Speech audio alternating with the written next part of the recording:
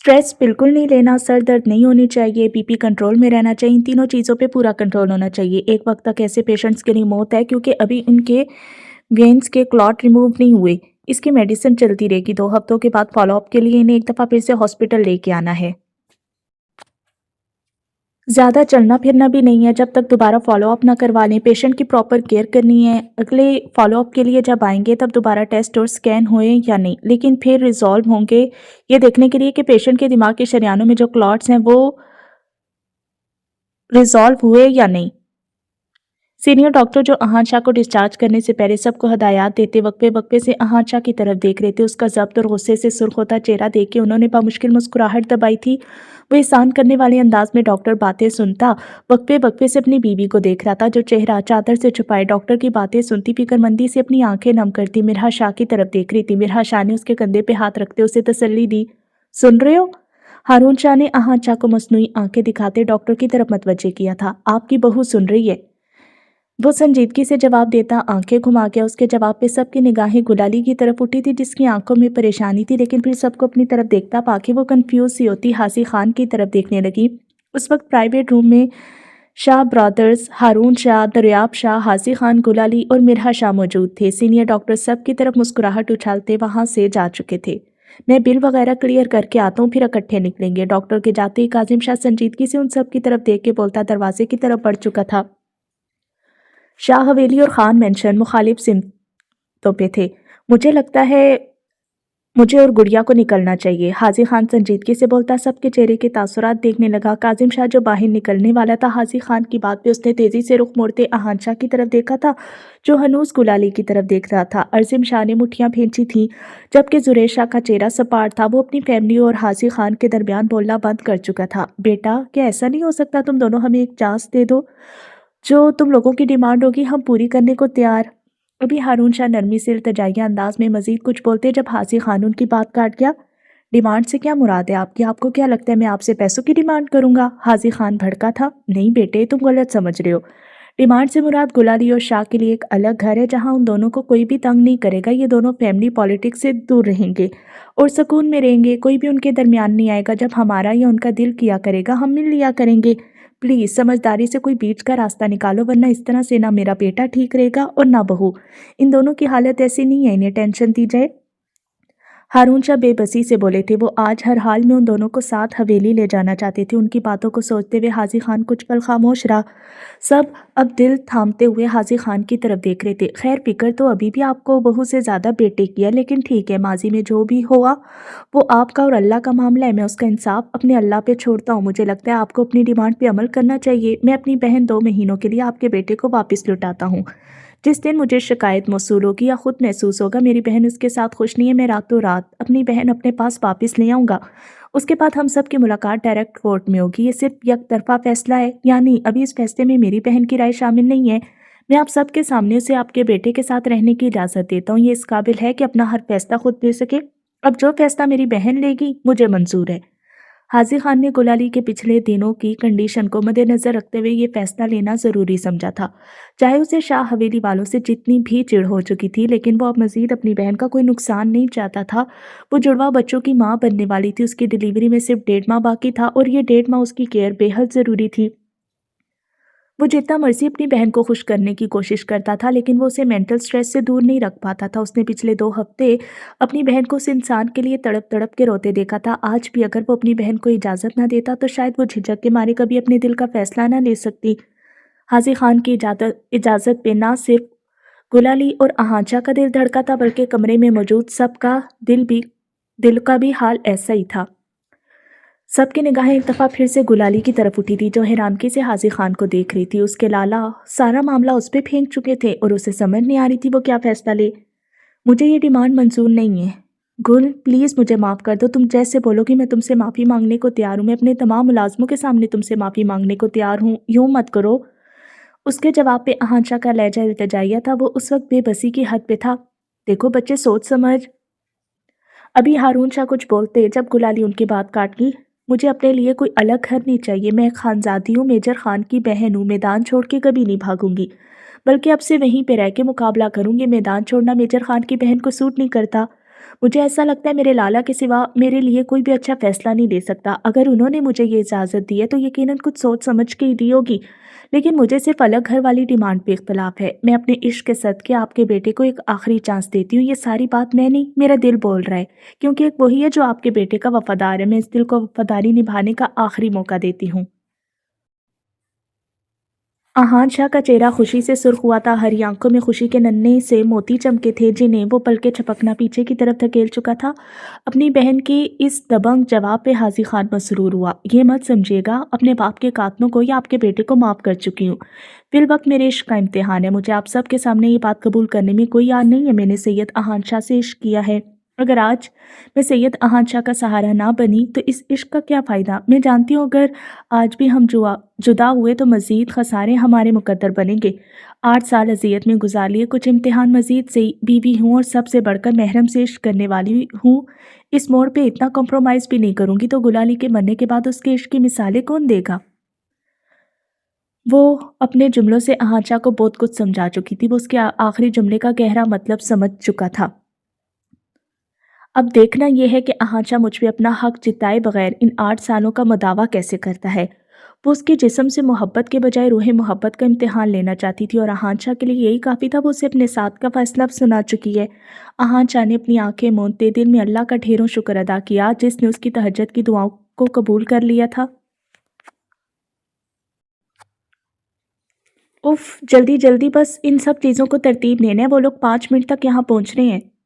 میرال شاہ غباروں کو double tape کے ساتھ سیٹ کرتی افراتفری کے عالم میں ایزل شاہ اور ظائشہ خان سے مخاطب تھی۔ جب سے انہیں معلوم ہو رہا تھا احان شاہ کے ساتھ ساتھ گلالی بھی حویلی آ رہی ہے، تب سے وہ سب خوشی سے پھولے نہیں سما رہی تھیں۔ لیکن ہاں، ظائشہ خان اپنی بہن کو ملنے کے لیے اگر خوش تھی تو کنفیوز بھی بہت تھی، نہ جانے وہ اسے جانتی بھی ہوگی یا نہیں۔ کیا وہ اسے دیکھتے ہی پہچان جائے گی کہ یہ اس کی بہن ہے؟ شاہ بی بی اور زہرہ مام بھی کافی خوشی سے ان تینوں کو تیاریاں کرتے دیکھ رہی تھی۔ میرال شاہ اور ایزل شاہ کے آئیڈیا پہ شاہ حویلی کو پورے لاؤنج کے ساتھ ساتھ احان شاہ کے کمرے کو بھی سجایا گیا تھا، جبکہ ظائشہ خان خوش ہوتے بھی ان کی مدد کروا رہی تھی۔ رات کے 8 بج رہے تھے جب شاہ حویلی کے پورچ میں ایک ساتھ کتنی گاڑیاں آ کے رکی تھی۔ وہ سب جو گاڑیوں سے ایک ساتھ اترتے راہداری سے ہوتے ہوئے اندر لاؤنج میں داخل ہوئے تھے، گھپ اندھیرا دیکھتے ہی وہ حیران ہوئے۔ لائٹس کیوں آف ہے؟ لاؤنج میں اندھیرا دیکھتے وہ یک زبان ہوتے حیرانگی سے بولے تھے۔ احان شاہ جو ہر کسی کا سہارا لینے سے انکار کرتا خود اپنے پیروں پہ کھڑا تھا، خود سے کچھ فاصلے پہ کھڑی گلالی کا ہاتھ اپنے ہاتھ میں مضبوطی سے تھام گیا۔ وہ جانتا تھا وہ اندھیرے سے کتنا ڈرتی ہے۔ گلالی نے اس اندھیرے میں بھی چونکتے ہوئے اس کی طرف دیکھا تھا، لیکن زیادہ اندھیرے کی وجہ سے وہ اس کا چہرہ نہیں دیکھ پا رہی تھی۔ پھر حیرت کی بات تھی، وہ اس کا ہاتھ کیسے تھام چکا تھا؟ شاید اندازے سے۔ رکے، میں چیک کر کے آتا ہوں۔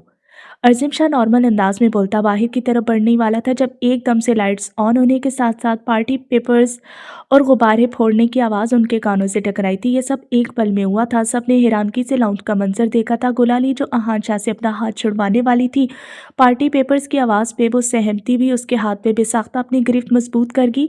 پورا لاؤنج خوبصورت اور ڈیسنٹ انداز میں ڈیکوریٹ کیا گیا تھا۔ Welcome to home. Miral Shah اور ایزل شاہ نے خوشی سے کھلکھلاتے ہوئے ان کا ویلکم کیا تھا، جبکہ ظائشہ خان معصومیت سے اپنے ہاتھ میں موجود پارٹی پیپر کو دیکھنے لگی جسے پھوڑنے کی وجہ سے وہ باقی سب کو ڈرانے کے بجائے خود ہی ڈر چکی تھی۔ اسے معصومیت سے آنکھیں پھیلا کے پارٹی پیپرز کی طرف دیکھتا پا کے عظیم شاہ سے اپنی ہنسی دبانا محال ہو رہا تھا۔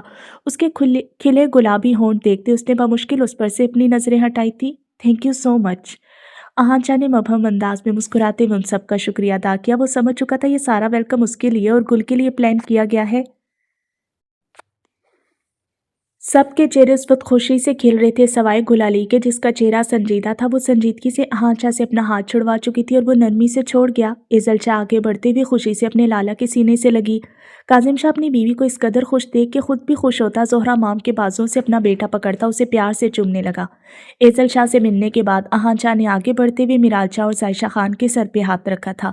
اسے میرال شاہ کے سر پہ ہاتھ رکھ کے اور کوئی خوش ہو یا نہ ہو، لیکن گلالی کے کلیجے میں ٹھنڈ ضرور پڑی تھی۔ ایزل شاہ اب گلالی سے مسکراتے ہوئے مل رہی تھی، جس پہ گلالی نہ چاہتے ہوئے بھی اس کی اتنی ایکسائٹمنٹ پہ مسکرا دی۔ آج وہ کافی وقتوں بعد پرانی اوزی کے روپ میں لوٹی تھی۔ کیسے ہیں آپ لالا؟ عظیم شاہ کے اشارے پہ ظائشہ خان جھجکتے ہوئے احان شاہ کا حال احوال پوچھنے لگی۔ ٹھیک ہوں بیٹا، آپ کیسی ہیں؟ अहान शाह उसे मुस्कुरा के जवाब देता। अब जोहरा मॉम से मिल रहा था। जायशा खान ने जवाब हाँ में सर हिलाते मध्यम आवाज में मैं ठीक बोलते कंफ्यूज अंदाज में अजीम शाह की तरफ देखा था, जो उसे प्यार भरी नजरों से देखता। अब गुल से मिलने का इशारा कर रहा था। कैसी हो? मिरालचा खुद ही पहल करती गुलाली के गले लगते हुए झिझक के उसका हाल पूछने लगी। वो आज पहली बार गुलाली के इतना नजदीक आई थी, वरना अस्पताल में गुलाली ज्यादा मिरहा शाह के पास ही रही थी। ठीक, गुलाली ने मुख्तसरन संजीदगी से जवाब दिया। शाह बीबी रोते हुए आहांशा के सीने से लगी थी, जिस पे उसका चेहरा सपाट हुआ था। उसने खाली खाली निगाहों से उनकी तरफ देखा था। दूसरी तरफ गुलाली और जायशा खान गले मिलते ही न जाने किस एहसास के तहत रोने लगी। दोनों की आंखों से आंसू फिसलते हुए आरज़ों पे गिरे थे। दीदा, गुलाली फूट फूट के रोती उसे पुकारते हुए जोर से उसके गिर्द हाथ बांध गई। आप हमें बहुत देर से मिली, गुलाली रोते हुए मजीद गोया हुई। आज से रोना धोना नहीं, मिरालचा प्यार से बोली थी। अपनी अपनी बीवियों को यूं आंसें बहाते देखे अज़ीम शाह और आहांशा ने बेहद प्यार से उन दोनों की तरफ देखा। बस नहीं था अभी उन दोनों के आंसू सबके सामने पूंछ डाले। लाला, आपका इतनी देर खड़े होना ठीक नहीं है। प्लीज़ वहाँ सोफे पे बैठ जाए या कमरे में आराम कीजिए। आहांशा को कब से खड़े देके बिलाखिर मिरहा शाह फिक्रमंदी से बोल उठी थी, जिस पे उसने नफ़ी में सर हिलाया। उसके नफ़ी में सर हिलाने पे अज़ीम शाह उसका बाजू पकड़ के ज़बरदस्ती सोफे की तरफ धकेल रहा था, जिस पे बाकी सब भी अपने कदम उठाते हुए यहीं पे आ चुके थे। चलो अब बस तुम दोनों केक काटो। मिराल शाह चुटकी बजाते हुए आहांशा और गुलाली की तरफ देखती हुक्मिया अंदाज में मुस्कुरा के बोली। गुलाली ने चौंकते हुए टेबल की तरफ देखा। सेंटर टेबल पे एक दरमियाने साइज का केक और कुछ पेस्ट्रीज के साथ साथ चॉकलेट्स रखी गई थी। तुम सब काटो ना, मैं अपने हाथों को जहमत क्यों दूं? एक तो पहले ही इतने हफ्तों बाद अस्पताल से छुट्टी मिली है, मैं काफ़ी थक चुका हूँ। आहांशा जानता था गुलाली इस वक्त केक कतई नहीं काटेगी, इसलिए बाकी सब की तरफ देख के इतरा के बोलता बहाना घड़ने लगा। सब हटो, मैं और मीर बर्थडे करने लगे हैं। अभी कोई मजीद कुछ बोलता जब काजिम शाह सबको खामोश करवाता। आहांशा के साथ सोफे पे बैठता अजमीर शाह का छोटा सा हाथ अपने मजबूत हाथ में थामते केक काटने लगा। अजमेर शाह खुशी से खिलखिलाता हुआ कलकारियां मारने लगा, जिस पे सब ने खिलखिलाते हुए तालियां बजाने के साथ साथ हूटिंग भी की थी। एजल शाह हंसते हुए अज़ीम शाह के हाथ से उसका आईफोन पकड़ती उन सब की वीडियोस बना रही थी। गुलाली और जायशा खान नम आंखों से मुस्कुराई थी। केक कटने के बाद आहांशा काजिम शाह के बाजों से अजमीर शाह को पकड़ता उसे शिद्दत से चूमते हुए अपने साथ लगा गया। उन सबको बच्चे काफ़ी पसंद थे। कोई एक भी ऐसा नहीं था जो बच्चों से चिढ़ खाता हो, लेकिन चूंकि जुरेश शाह और मिरहा शाह अभी अपनी मैरिड लाइफ और जॉब में काफ़ी मसरूफ थे, इसीलिए उन्होंने बेबी प्लानिंग बाद में छोड़ी हुई थी। गुलाली बेसाख्ता आहांशा की तरफ देखने लगी, जो आज काफ़ी फ्रेश लग रहा था। उसे पागलों की तरह अजमीर को चूमते देख के गुलाली जल्दी से अपनी आंखें फेर गई। तकरीबन 3 हफ्ता पहले मुझे मेरे सवाल का जवाब दे, हाजी खान कौन है? वो उसे जवाब देने के बजाय ज़िद्दी अंदाज में उल्टा सवाल करने लगी। उसके ज़िद करने पे अज़ीम शाह उसे अपने सीने से लगाता इस्माइल खान, हाजी खान और गुलाली के मुतल्लिक सब बताने लगा। एक ही रात में सारी सच्चाई जानती जायशा खान रो रो के पागल हो रही थी। उसने तो अपने ख्वाबों में भी नहीं सोचा था उसकी ज़िंदगी के इतने राज अब तक दफन होंगे जो उसे एक साथ सुनने को मिलेंगे। अज़ीम शाह ने उससे एक बात भी नहीं छुपाई थी। वो उसे इस्माइल खान की गद्दारी के साथ साथ ये भी बता चुका था उसका कत्ल शाह हवेली वालों ने करवाया था। वो धाड़े मार मार के रोती उसके सीने से लगी हुई थी। मुझे बताया गया था कि मुझे कोठे पे छोड़ने वाले बाबा हैं। वो चंदाबाई की बारहा कही की बात गायब दिमागी से दोहराने लगी। नहीं, उस बाई ने तुमसे झूठ बोला था। इस्माइल खान गद्दार ज़रूर था, लेकिन बेगैरत नहीं था। तुम्हें उस गली जगह पे रऊफ लिखानी ने पहुंचाया था ताकि इस्माइल खान के पकड़ने का बदला ले सके। वो उसके आंसू साफ करता उसे नरमी से जवाब दे गया, लेकिन आप लोगों ने पापा का कत्ल करवा दिया। वो शिकवे से रोते हुए इस्तफसार करने लगी। जी, हमने नहीं, दाजी ने। मुझे बताओ, जब हम खुद इतने साल इस बात से बेखबर रहे हैं तो इसमें हमारा क्या कसूर है? हमेशा नस्लों को बीच में क्यों घसीटा जाता है? अज़ीम शाह को उसका शिकवा अच्छा नहीं लगा था, जिस पे उसने बेबसी से जवाब दिया। गद्दारी बोलने को तो बहुत छोटा लफ्ज़ है जी, लेकिन ये काम छोटा नहीं है। गद्दारों को इस कदर दर्दनाक सज़ा दी जाती है, तुम सोच भी नहीं सकती। लेकिन इस्माइल खान का कत्ल इस हद तक दर्दनाक नहीं था। माजी में जो भी हुआ उसका कसूर मैं किसी एक पे नहीं डाल रहा, सब बराबर के कसूरवार थे। लेकिन शुरुआत तुम्हारे बाबा ने की थी। अगर वो पैसों के लालच में आने के बजाय डायरेक्ट बाबा या ताया से अपनी तनख्वाह बढ़ाने की बात करते तो तुम उस गलीज जगह की जीनत कभी ना बनती। तुम इतने साल वहाँ डर डर के रहती, रिश्तों को ना तरसती। इसीलिए कहते, कोई भी फैसला करने से पहले राय लेना ज़रूरी है। जल्दबाजी में किए गए फैसले नुकसान देते हैं। लालच बुरी बला है। लेकिन उस वक्त इस्माइल खान ने कुछ भी नहीं सोचा था। और देखो, जब अल्लाह रस्सी खींचने पे आता है तो पल में माशा और पल में तोला होने का पता भी नहीं चलता। کیا کوئی سوچ سکتا تھا اسماعیل خان کی ایک غلطی سے اس کا خاندان یوں بچھڑے گا؟ عظیم شاہ اس کے روتے بلکتے وجود کو خود میں قید کرتا، اس کے آنسو صاف کرتے ہوئے اسے سمیٹنے لگا۔ وہ اتنی حقیقتیں سننے کے بعد پوری رات اس کے حصار میں روتی رہی تھی اور وہ اسے سنبھالتا، اس کا چہرہ اپنے لمس سے مہکاتا، اسے اپنی محبت کا یقین دلاتا رہا تھا۔ ہال یہ شاہ حویلی کے لیونگ روم کا منظر تھا، جہاں شاہ حویلی کے تمام مکینوں کے ساتھ ساتھ حاجی خان بھی موجود تھا۔ وہ 2 دن کے بجائے 3 دن بعد آیا تھا اور ان سب کو بتائے بغیر آیا تھا۔ عظیم شاہ اس کی اس روز والی دھمکی کے بعد عائشہ خان کو آگاہ کر چکا تھا، اس 1 ہفتے کے اندر اندر اس سے اس کا بھائی ملنے آ سکتا ہے، اور وہ آ گیا تھا۔ ہفتے سے پہلے ہی آ چکا تھا۔ وہ اس وقت سفید شلوار قمیض میں ملبوس عائشہ خان سے مخاطب اپنی پوری سٹوری آج ایک دفعہ پھر دہرا رہا تھا۔ جو بیج کلر کی ٹی شرٹ پہنے عظیم شاہ سے 3 ہفتے پہلے ہی سنا چکا تھا۔ حاجی خان نظریں جھکائے ٹھہر ٹھہر کے بولتا، سارا ماضی دہراتے ہوئے سب لڑکیوں کی آنکھیں نم کروا رہا تھا۔ اس کی اس قدر دردناک بچپن اور جوانی سنتے میرال شاہ نے بمشکل اپنے آنسو پھسلنے سے روکے تھے۔ میرال شاہ نے روتی ہوئی گلالی کو نرمی سے اپنے ساتھ لگایا تھا۔ پچھلے 3 دنوں سے گلالی اور عائشہ خان میں کافی انڈرسٹینڈنگ ہو چکی تھی، اور ساتھ ہی ساتھ میرال کا بیہیویئر بھی گلالی کے ساتھ کافی سے زیادہ اچھا تھا، جس پہ وہ حیران تھی۔ یہ سب میں جانتی ہوں، میرا آپ سے ایک سوال ہے، اسے کافی دیر بولتے دیکھ کے عائشہ خان نے اسے بالآخر ٹوکتے ہوئے اپنی آنسوں سے بھری آنکھیں پونچھی تھی۔ کیسا سوال؟ آپ 23.5 سال سے کہاں تھے؟ آپ کی باتوں سے معلوم ہو رہا ہے آپ نے گلالی کو ایک ایک پل کی خبر رکھی، لیکن میری کیوں نہیں؟ میرے ساتھ اتنی ناانصافی کیوں 23.5 سال مجھے رشتوں کے لیے ترسایا؟ وہ بھیگی آواز پہ شکوے سے استفسار کرتی بری طرح سے رو رہی تھی۔ اس کے سوال پہ حاجی خان نے گہری سانس بھرتے ہوئے ایک نظر ان سب کی طرف دیکھا تھا جو تجسس سے انہی کی طرف دیکھ رہے تھے۔ اس سوال کا جواب ان سب کو بھی جاننا تھا۔ میں تمہارے متعلق کچھ نہیں جانتا تھا، میں صرف گلالی کے متعلق جانتا تھا، وہ اس لیے کیونکہ تمہیں ہاسپٹل میں کسی مردہ بچی کے ساتھ ریپلیس کروایا گیا تھا، اور اس کے بعد تم خود بھی جانتی ہو تمہیں کس جگہ کی زینت بنایا گیا۔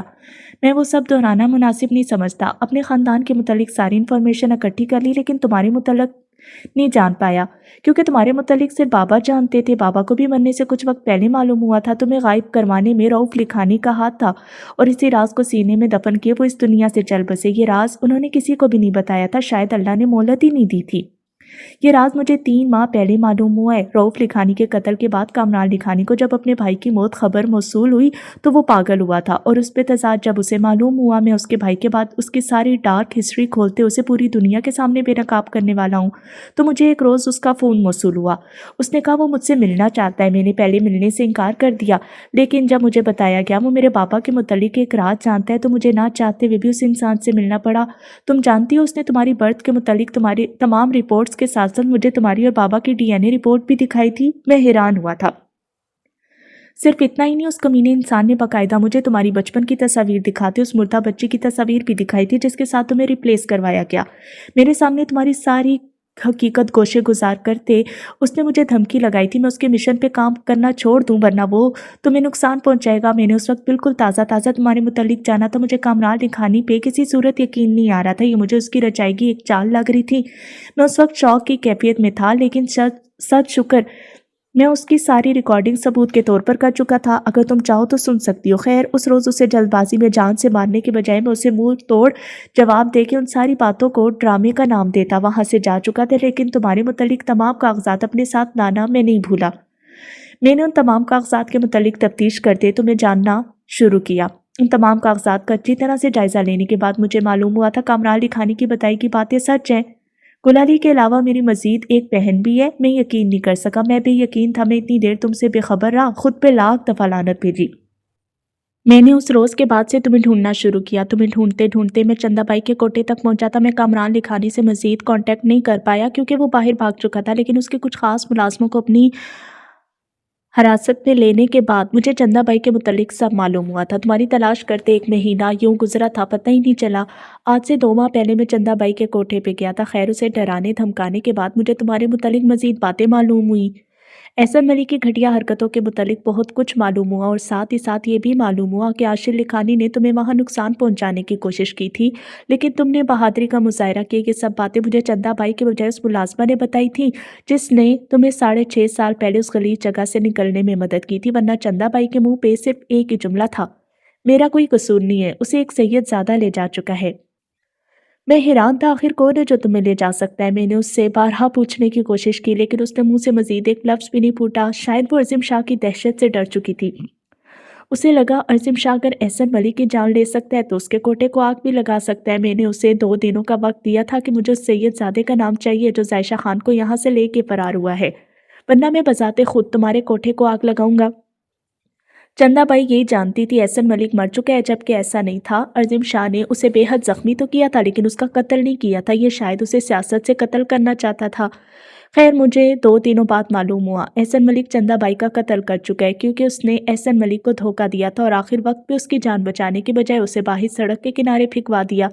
लेकिन बुरी हुई एहसन मलिक के साथ उसे बचा लिया गया, शायद इसलिए क्योंकि उसे मेरे हाथों से मरना था। एहसन मलिक से मेरा बदला डबल हो चुका था। पहले मैं सिर्फ इतना जानता था बाबा को कत्ल करवाने वाला एहसन मलिक है, लेकिन जब मुझे बाद में मालूम हुआ उसकी मेरी बहन पे गंदी नज़र थी, गुस्से से मुझे अपने दिमाग के शरेआने फटती मालूम होती थी। मैंने जुरैस की शादी के दौरान एहसन मलिक की तलाश जारी रखी, क्योंकि इस वक्त मुझे हर हाल में एहसन मलिक को कत्ल करना था। हाजी खान ने इतना सब बोलने के बाद 1 मिनट सांस लेते फिर से अपनी बातों का सिलसिला जोड़ा।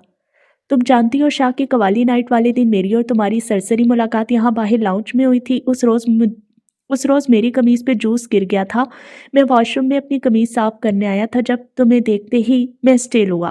मुझे वो तस्वीर याद आई थी जो मैंने ज़बरदस्ती चंदाबाई से निकलवाई थी। वो तब की तस्वीर थी जब तुम 17 साल की थी, लेकिन उन तस्वीर को देखने के बाद तुम्हें पहचानना बिल्कुल भी मुश्किल नहीं था, और मुझे तो यूँ लगता था अगर मैंने वो तस्वीर ना भी देखी होती तो तुम्हें देखते ही मैं पहचान जाता, क्योंकि तुम मुझे बिल्कुल गुल की तरह लगी थी। मैं बहुत हैरान हुआ, पूरी रात सो नहीं सका। अगले रोज़ मेहंदी थी। मैंने मेहंदी पे अपनी एक को पार्टनर को सब समझा के औरतों वाली साइड पे भेजा था ताकि तुम्हारा एक ज़रा सा बाल हासिल कर सके। वो तुम्हारा बाल हासिल करने में कामयाब हुई। मैंने उसी रोज़ अपना और तुम्हारा डीएनए मैच करवाया। हमारा डीएनए 100% मैच था। एक दफ़ा फिर हाजी खान हैरान हुआ था, अल्लाह भी कैसे कैसे मुझसे करता है, हमें मालूम भी नहीं होता हमारे साथ मुआवजा हो रहा है। मैं जो तुम्हें तलाश करने की हिम्मत आ चुका था, मुझे यकीन नहीं था तुम यूं मिलोगी। खैर, शाह की शादी के दौरान मुझे इतना तो मालूम हो चुका था तुम अज़ीम शाह के निकाह में हो। तब मुझे चंदाबाई का वो जुमला याद आया जो, और मैं समझ गया वो किस सैयदजादे की बात कर रही थी। तुम्हें तलाश करने के बाद मेरा अगला मिशन एहसन मलिक का कत्ल करना था। एहसन मलिक का मिशन जुरैश शाह ने काफ़ी मुश्किलों से हासिल किया था। एहसन मलिक जैसा दरिंदा इंसान अपने मुल्क से ख़त्म करना शाह का एक इम्पोर्टेंट मिशन था। वो चाहता तो उसे ऐसे भी कत्ल कर सकता था, लेकिन हम आर्मी वाले बिना सबूत के बात नहीं करते। शाह ने मेरे साथ मिलकर काफ़ी मेहनत से उसके खिलाफ सबूत इकट्ठे किए, लेकिन मैं उसे बताए बगैर एहसन मलिक का कत्ल करने चला था। क्योंकि उसकी नई नई शादी हुई थी, मैं उसे किसी भी झंझट में नहीं डालना चाहता था। मैं एहसन मलिक के लिए खुद ही काफ़ी था। काफ़ी मुश्किलों से चंद दिनों में एहसन मलिक को तलाश किया, जो बाहर से अपना इलाज करवाने के बाद कुछ वक्त पहले ही वापस आया था। मैं अपने तरीके से उसे उठवा चुका था। एहसन मलिक को अपने सामने देखते ही मेरे दिल में सुकून की लहर दौड़ी। मैं उसे फुर्सत से मौत देना चाहता था। वो मुझे जान के काफ़ी हैरान हुआ था। उसे यकीन नहीं आ रहा था मैं इस्माइल खान की औलाद हूँ। खैर, उसे फुर्सत से कत्ल करते हुए मजीद एक राज फाश हुआ था कि बाबा का कत्ल करवाने में शाहों का हाथ है, उनकी तरफ से मुखबरी करवाई गई थी। उस रोज़ मेरी हैरानगी की हद नहीं थी। मैं एहसन मलिक को कत्ल कर चुका था जब उसने आखिरी चलती सांसों के दरमियान मुझे ये खबर दी। मुझे इस बात के मुतालिक सबूत चाहिए थे, लेकिन मेरे पास कोई सबूत नहीं था। एहसन मलिक को दर्दनाक मौत देने के बाद मैं उसके आलीशान महल पे पहुंचा था। मुझे पूरा यकीन था उसके काले करतूतों के सारे सबूत उसके खुद के पास भी मौजूद होंगे, ताकि उन सबूतों से बाद में हर किसी को डरा धमका सके। खैर, उसका आलीशान महल छानने के बाद मुझे शाहों के खिलाफ सबूत मिल चुके थे। पहले मेरी दुश्मनी सिर्फ आहांशा और शाह बीबी के साथ की वजह से सब वाकिफ हैं, लेकिन उस रोज़ के सबूत देखने के बाद से मुझे तकरीबन शाह हवेली के तमाम मकीनों से नफरत हुई चली थी, सिवाय जुरैश शाह की, क्योंकि वो मेरा जिगर है। मुझे उसके अलावा हर कोई कसूरवार लगा। उसके बाद से जो कुछ भी हुआ वो तुम सब के सामने है। हाजी खान अपनी तफसील को जितना मुख्तसर और टू द पॉइंट कर सकता था उसने किया। उसकी ये सारी तफसील सबके लिए एक नई बात थी, क्योंकि उसके मुतल्लिक कोई भी नहीं जानता था। हाजी खान का जवाब सुनने के बाद सब हैरान थे। उसने एक माह में कितनी जल्दी अपनी बहन के मुतल्लिक सारी इन्फॉर्मेशन निकलवाई थी, जिसे वो 23 सालों से जानता तक नहीं था। जायशा खान और गुलाली के रोने में इजाफा हो रहा था। इस्माइल खान के कत्ल का टॉपिक आज एक दफ़ा फिर खुलने पे आदिल शाह, दरियाब शाह और हारून शाह को आज एक दफ़ा फिर शर्मिंदगी से हुई। क्या अभी भी तुम्हें मुझसे कोई शिकवा है? तुम तो बिला झिझक बोल सकती हो बच्चे। मैंने अपनी पूरी कोशिश की थी तुम्हें कम से कम वक्त में तलाश कर सकूं, लेकिन शायद मैं लेट हो गया। اس کے یوں پھوٹ پھوٹ کے رونے پہ حاجی خان پریشانی سے اس سے مخاطب تھا۔ عظیم شاہ کا دل زوروں سے دھڑک رہا تھا۔ حاجی خان کے تمام پوائنٹس پاورفل تھے، اب نہ جانے اس کی بیوی نے کیا فیصلہ لینا تھا۔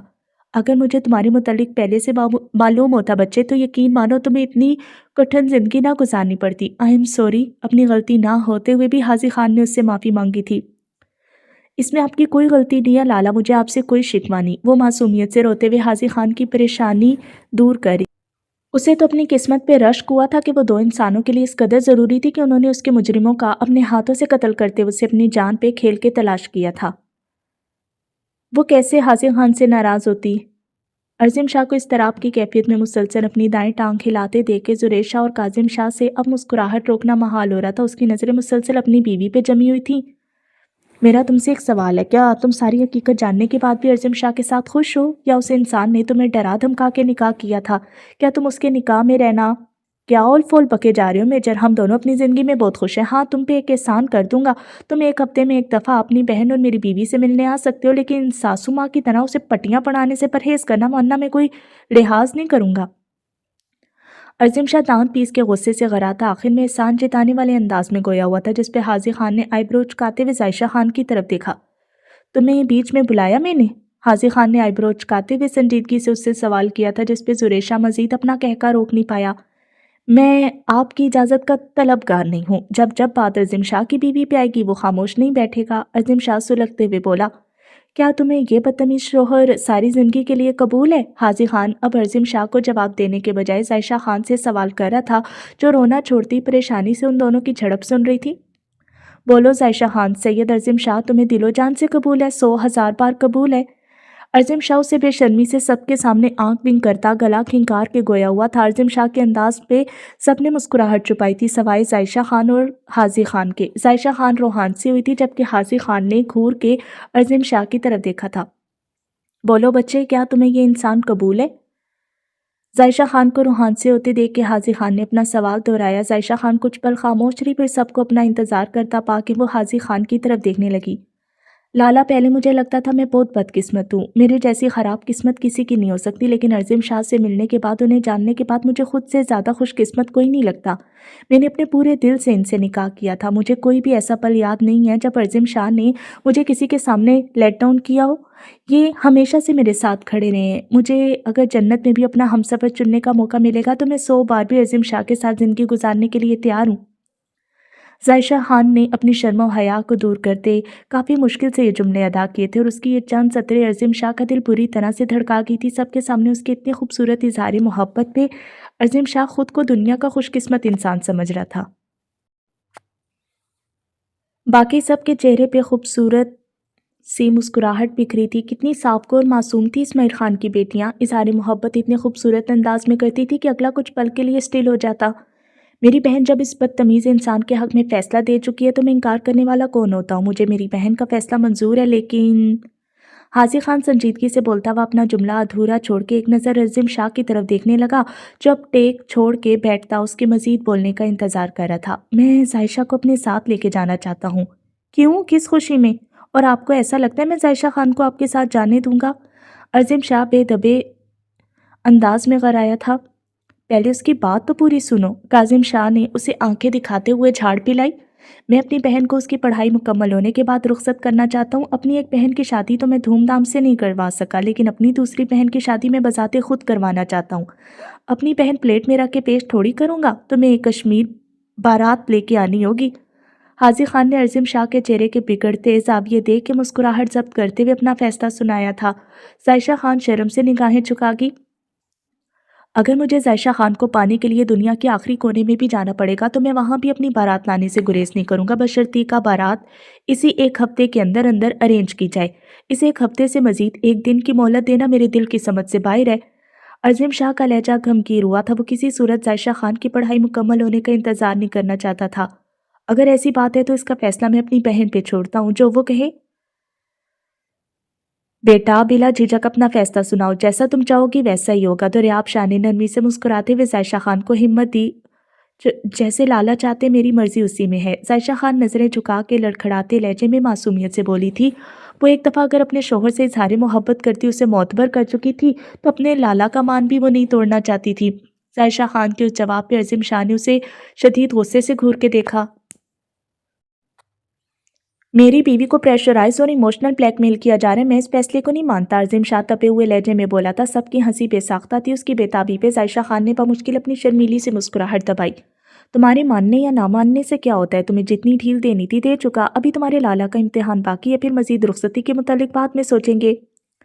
हाजी खान ने बात को ख़त्म किया था। उसकी एक बहन उसके सामने थी जिसके शोहर ने इतनी जल्दबाजी दिखा के उसे 18 साल उम्र में माँ के ओहदे पे फाइज कर दिया था। वो जायशा खान की पढ़ाई में कोई कोताही नहीं चाहता था क्योंकि वो जानता था वो काफ़ी लायक है। अहान शाह ने आंखें घुमाई थी। जायशा खान को शाह हवेली से गए पूरे 24 घंटे हो चुके थे। अज़ीम शाह ने उन 24 घंटों से उसे एक मैसेज नहीं किया था। उसका मूड कल से ख़राब था, लेकिन आज उन सबको कुर्बानी खरीदने जाना था तो उसे ना चाहते हुए भी अपना मूड अच्छा करना पड़ा था, क्योंकि उन सबको जानवरों से बेहद लगाव था। वो दोनों 2 दिनों बाद ईद थी। इस दफ़ा वो कुर्बानी खरीदने में लेट हो चुके थे। वजह अहान शाह की वजह से हॉस्पिटल में घुन चक्कर बनना था, वरना शाह हवेली में जानवर ईद उल अज़हा के 10 दिन पहले ही आ जाया करते। जी साहब, आप कहाँ? रब से ब्लैक ट्राउज़र शर्ट में मलबूस काजिम शाह, जो ड्राइविंग सीट संभालने वाला था, ब्राउन शलवार कमीज में मलबूस। अहान शाह को अपनी तरफ आते देख के काजिम शाह ने आईब्रो उठाते हुए उसके यहाँ आने की वजह पूछी थी। सुरेश शाह और अर्जिम शाह ने चौंक के रुख मोड़ते हुए अहान शाह की तरफ देखा था। वो तीनों उसके यहाँ आने का मतलब समझ चुके थे।